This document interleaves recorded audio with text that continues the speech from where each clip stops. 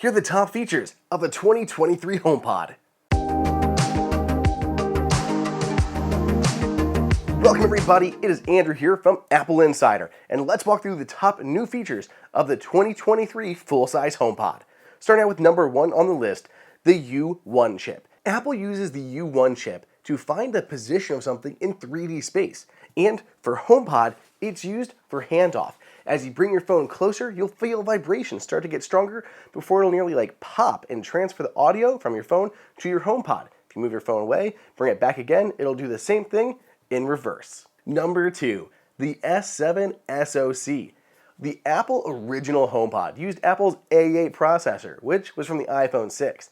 And the HomePod Mini still only uses an S5 processor from the Apple Watch Series 5. The new full-size HomePod uses Apple's S7 system on chip, which is much faster than both the HomePod and the HomePod Mini. Everything is faster on the new HomePod, whether you're just requesting some music or trying to set a scene in your HomeKit-enabled home. The next new feature is Thread.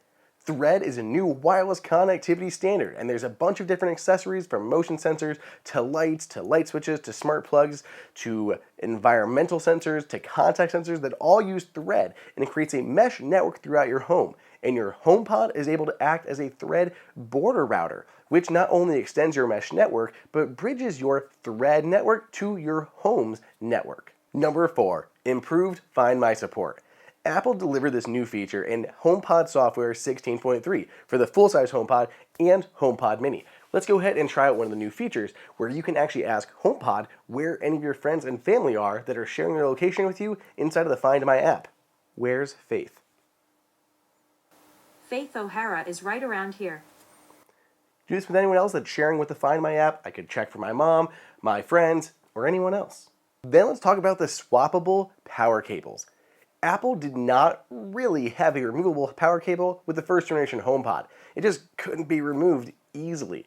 The new one can easily be swapped out, and you can exchange it for any C7 cable you have around your home. Temperature and humidity sensors. The new HomePod has built-in sensors that'll detect the temperature and humidity inside of the room that it's placed in. This information will show up inside of the Home app, but you can also ask Siri what the temperature or humidity is in that room.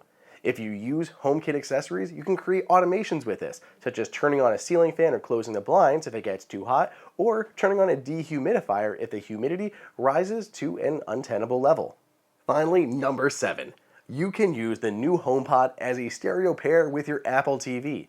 Technically, this was possible before, but I still think that a lot of people don't know about it. If you have an Apple TV, you can use the new HomePods as the exclusive audio output for your television, even when using other devices like a PlayStation or Blu-ray player.